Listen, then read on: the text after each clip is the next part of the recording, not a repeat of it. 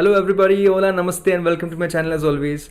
Today is the first video of the new series which I'm starting, 100 best chess games ever played. The reason is it's games like these that make us want to play chess, and that's that one game which we wish we played. So I thought that might be a very interesting series. So the first game I'm going to show you is between Rashid Nezhmetdinov, the one and only Rashid Nezhmetdinov, versus Lev Polugaevsky, played in 1958. Polugaevsky was white here, Nezhmetdinov was black. So let's jump right into it. Let's see what happened. We have d4 and knight f6 by Nezhmetdinov, c4, d6, knight c3, and e5. This is called the old Indian defense, which is not played anymore as much as it used to be once upon a time. We have e4, takes in the center, queen takes, and Nezhmetdinov develops his knight to c6 with a very nice tempo on the queen, so the queen has to drop back to d2. We have g6 with the idea of fianchettoing this bishop on g7. So Polugaevsky does the same. He wants to cement his c4 pawn by pushing b3, at the same time making a nice square for his bishop to be developed on b2. We have bishop g7, bishop b2, castles by Nezhmetdinov, bishop to d3. And the knight jumps to g4, and Nezhmetdinov already, as you can see, has started his attack. We have knight g2 e2. A better move in this position probably was knight to f3, stopping the queen from jumping to h4, but knight g2 e2 actually allows the queen to come to h4. And we have knight to g3 now, because the queen and the knight were attacking the f2 pawn, so Polugaevsky has to defend that, so he plays knight to g3 and knight to e5, and this knight has found a really nice square on e5. As you can see, it cannot really be displaced also because the other knight on c6 is going to take its place even if this e5 knight is captured.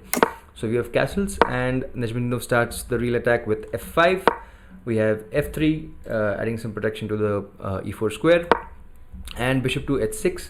Now, as you can see, this bishop on d3 is being attacked by the knight. You cannot move the queen to c2.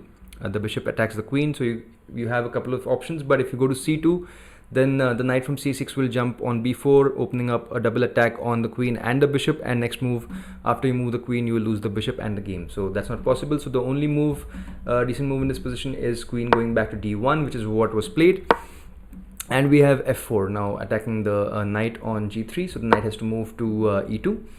And we have g5 by Nezhmetdinov. He's just storming those pawns down the board. Knight goes to d5. Now finally white gets one of its pieces on a decently active square, but the knight is not going to stay there for too long, as you'll see. We have g4, now g3, takes again, and queen to h3, which seems like a weird and odd square for the queen, but the queen will do a wonderful job here, as you will see. So we have f4, and now white is starting to push his own pawns down the board. We have bishop to e6. Now what's the idea of this? Can this knight, it seems like black is offering this knight on e6. Can it be captured though? If you capture the knight, then you're going to get bishop captures, and after this you're going to get bishop e3 check. And as you can see, now the king has no squares to go. The only square, these squares are being covered by the queen, so the only option is blocking with the rook, and after that bishop f2 is going to be checkmate. So that's not really possible, so you cannot really capture the knight. So after this we have bishop to c2, the bishop drops back, and rook f7 with the idea of doubling rooks on the f file. And we have king to f2. Now Polugaevsky is planning to run away with his king, maybe to e1, then d2, and then try to find a safe haven on maybe c1 if possible, if it's allowed by Nezhmetdinov, but it won't be because Nezhmetdinov plays queen h2 check, king goes to e3, and we have bishop captures on d5, eliminating the very strong knight on d5. And we have c captures on d5, and now knight jumps to b4, which allows Polugaevsky to kind of trap black's queen, and he plays rook to h1. If the queen moves to g7, g2, my bad, then the bishop is hanging on h6, and you will lose the game after that. So that's not possible. So after this, Nezhmetdinov played the strongest move I recommended, which was rook captures on f4. And what is the idea here? Can you capture this rook on f4?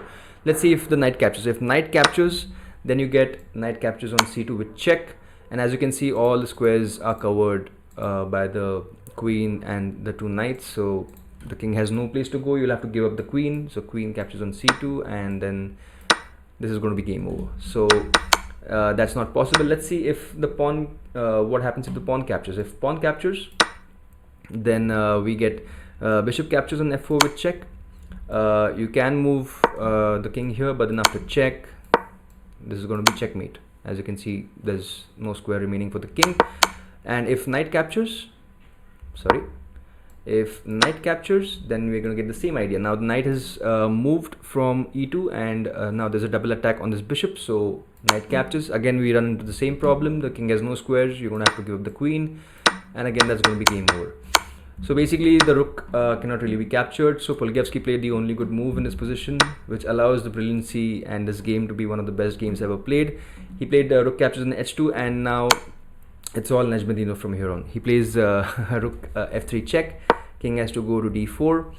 Now he plays a slow move, bishop g7, but it's a very deadly move, basically preventing the king to run away from d4 to c3. That's the idea of this move. So Polugaevsky plays, I mean, he's definitely kind of in a zugzwang position. So he plays a4 with the idea of maybe stopping b5, but then Nezhmetdinov just outsmarts him by playing c5 check, and you have to capture en passant.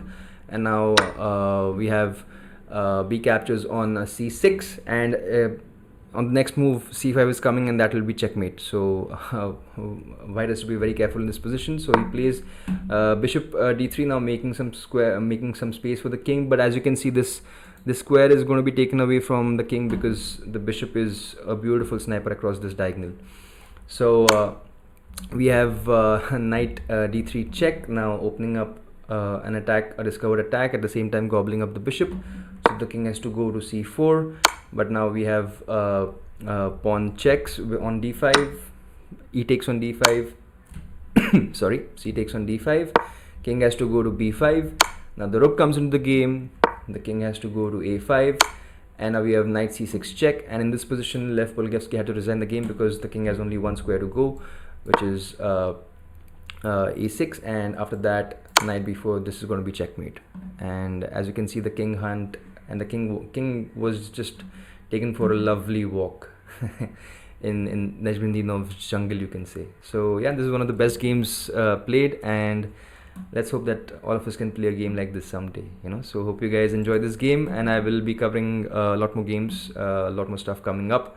So yeah, see you next time. Cheers.